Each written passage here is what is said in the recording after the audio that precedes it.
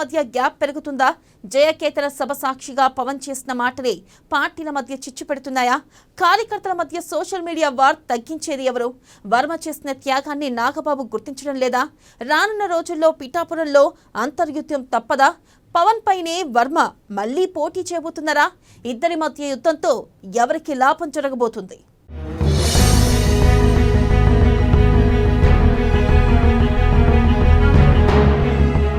Jayaketana సభతో TDP Janasena మధ్య gap. Party కార్యకర్తల మధ్య మాటల యుద్ధం. టీడీపీని తానే నిలబెట్టానని చెబుతున్న పవన్. పవన్ నాగబాబు మాటలపై తమ్ముళ్ల ఫైర్.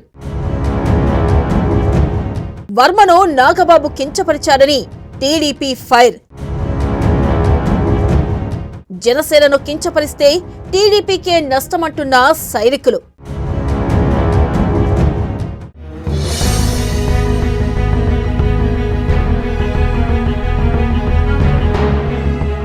జనసేన ఆవిర్భావ దినోత్సవం నాడు పిఠాపురంలో జరిగిన సమావేశం తర్వాత రాష్ట్రంలో కూటమిలోని ప్రధాన పార్టీలైన టీడీపీ జనసేన క్యాడర్ మధ్య గ్యాప్ పెరిగింది. పిఠాపురం వేదికగా చేసిన వ్యాఖ్యలు రెండు పార్టీల క్యాడర్ సోషల్ మీడియాలో ఒకరిపై ఒకరు దుమ్మెత్తి పోసుకునే పరిస్థితి ఏర్పడింది. పార్టీ అగ్రనేతలు చంద్రబాబు, పవన్ కళ్యాణ్ మధ్య కెమిస్ట్రీ బాగానే ఉన్నప్పటికీ క్యాడర్ మాత్రం పూర్తిగా ఈ సభ తర్వాత విడిపోయినట్లే కనిపిస్తుందని సోషల్ మీడియాలో పోస్టింగ్లు చూస్తుంటే అర్థమవుతుంది. ఇద్దరూ ఒకరిపై ఒకరు నెపం వేసుకుంటూ ఎవరి వల్ల గెలుపు అనే అంశంపై తమకు తోచినట్లు పెడుతున్న కామెంట్స్ కాకరేపుతున్నాయి.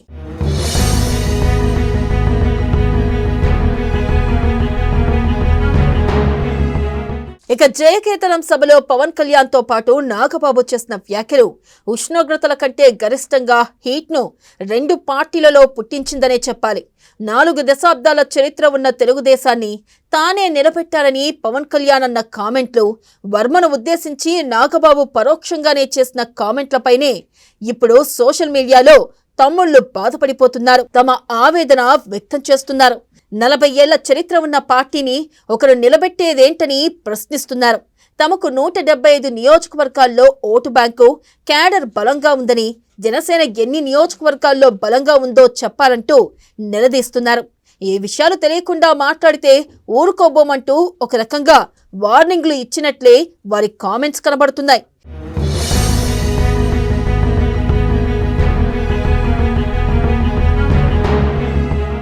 జనసేన క్యాడర్ కూడా టీడీపీకి దీటుగానే సమాధానమిస్తుంది. నిజానికి జైల్లో ఉన్న చంద్రబాబును పవన్ కళ్యాణ్ పరామర్శించడం దగ్గర నుంచి కూటమి ఏర్పాటు వరకు ఆయన చేసిన కృషిని మర్చిపోతే ఎలా అని ప్రశ్నిస్తున్నారు. కష్టకాలంలో ఉన్న టీడీపీని పవన్ కళ్యాణ్ ఆదుకున్న విషయాన్ని ఎవరైనా ఒప్పుకొని తీరాల్సిందేనని, ఆయన చేసిన వ్యాఖ్యల్లో తప్పేముందని నిలదీస్తున్నారు. తాము కష్టపడి పనిచేయడం, తక్కువ సీట్లకే పోటీ చేయడం, ఉభయ గోదావరి జిల్లాల్లో తమకు పట్టున్న ఓటు చీలకుండా కూటమి గెలుపునకు కారణం ఎవరని వారు సోషల్ మీడియా వేదికగా అంటున్నారు. దీంతో కూటమి మధ్య అగాధం ఏర్పడుతుందనే ఆందోళన ఇరు పార్టీల నేతల్లో కనిపిస్తుంది.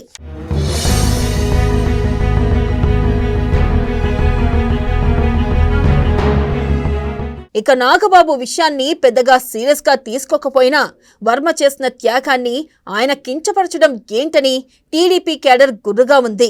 గతంలో వర్మ స్వతంత్ర అభ్యర్థిగా గెలిచిన విషయాన్ని గుర్తు చేస్తున్నారు. 2019 ఎన్నికల్లో ఒంటరిగా పోటీ చేసినప్పుడు ఎవరికి ఎన్ని ఓట్ల శాతం వచ్చాయో తెలుసుకుంటే బాగుంటుందని కూడా సూచిస్తున్నారు. కూటమి కంటే కలిసి పోటీ చేయడం, కలిసి పనిచేయడమేనని, అంతే తప్ప ఏ ఒక్కరి వల్ల విజయం సాధ్యం కాదని, రాష్ట్రానికి చంద్రబాబు నాయకత్వం అవసరమని భావించి జనం ఓట్లేశారని తెలుగు తమ్ముళ్లు అంటున్నారు. ఇదే సమయంలో జనసేనను కించపరిస్తే నష్టపోయేది మీరేనంటూ జన సైనికులు కూడా హెచ్చరిస్తున్నారు. మొత్తం మీద జయకేతనం సభ మాత్రం రెండు పార్టీల క్యాడర్లో గ్యాప్ మాత్రం బాగా కనిపిస్తోంది. ఇక ఇద్దరూ సంయమనం పాటిస్తేనే మంచిదని, లేకుంటే ఇరువురికి నష్టమన్న అభిప్రాయం కూడా వ్యక్తమవుతుంది.